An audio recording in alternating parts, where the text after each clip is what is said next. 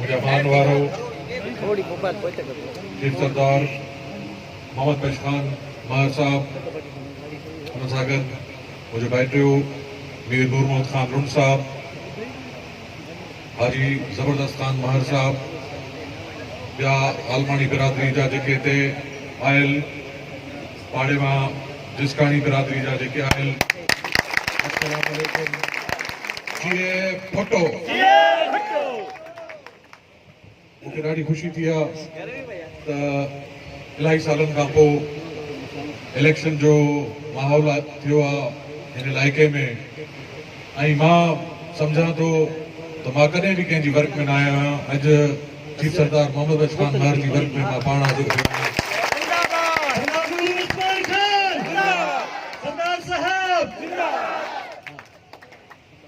असांजे घरनि में को फ़र्क़ु न आहे असांजो अबाणो रस्तो आहे हिक ॿिए जे घर सां असांखे हुकुम थियो त बाबा सरदार साहब तव्हां महिरबानी करे अचो पंहिंजी बिरादर ॾे मां सम्झां थो मोहम्मद बश खान अगरि बिरादर ॾे न्यापो बि कयां त तव्हांखे इनशाला वोट ॾियणा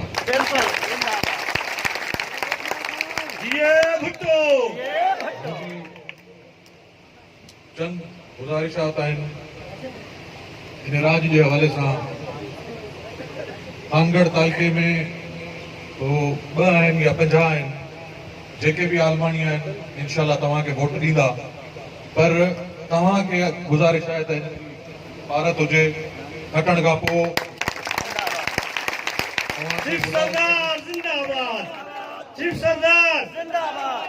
गुज़ारिश कंदुसि त हिननि जी भारत हुजे असां तव्हांखे पंहिंजो घर जो भाती ॾिसूं था असांजो पार्टी जो उम्मीदवार सरदार मोहम्मद बश खान महर आहे सरदार गुलाम मोहम्मद खान जी पग भी सरदार मोहम्मद बश खान महर ते आहे ऐं हर माण्हू सां हिन इलाइक़े जे सरदार गुलाम मोहम्मद खान जो तमामु वर्ताव जेको रहियो पंहिंजे औलाद वांगुरु हिन इलाइक़े जे लाइ रहियो आहे उनजो पुटु बीठो आहे बाबा पाण भी निकिरी पओ संगत के भी कढो बार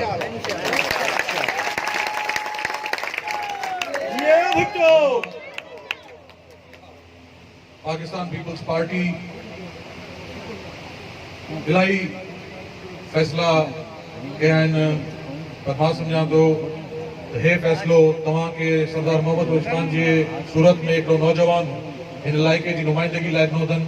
इंशाल्लाह तव्हां सां गॾु मूंखे उमेद आहे त सरदार साहब कुल्ले सां मिलाए लुंड खान भी असांजा भाउर आहिनि असांजो अबाणो घर आहे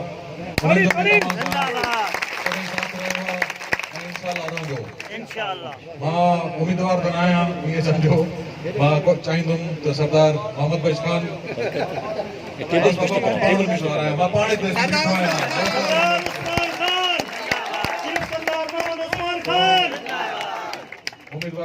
उम्मीदवार के भी ॻाल्हाइण जो मौक़ो ॾींदासीं तव्हांजी वॾी महिरबानी अफ़ज़ल खान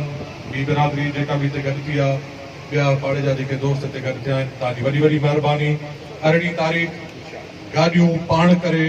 पाण पोलिंग ते पहुची ऐं आलमानी वारी जेका पोलिंग आहे उहो मूंखे मथे उॾामदी नज़र अचे